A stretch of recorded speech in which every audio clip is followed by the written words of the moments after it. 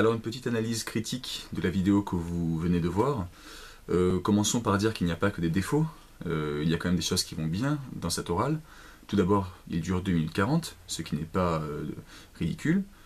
J'ai parlé lentement, j'ai bien articulé, je n'ai pas parlé trop fort ni trop doucement, et je n'ai pas passé tout l'oral, les yeux rivés sur ma fiche, sans regarder mon interlocuteur, donc ça, ce sont des points vraiment positifs.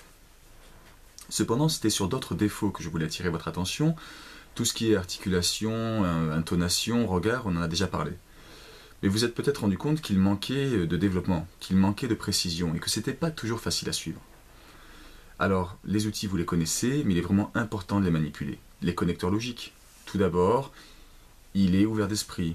Ensuite, il est doux.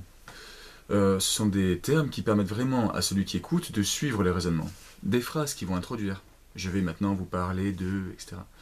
Tandis que dans l'oral que je viens de faire, j'utilisais très souvent le mot après, après, après, après. Et en fait, cela ne permettait pas à celui qui m'écoute de suivre vraiment la structure et la progression de mon oral.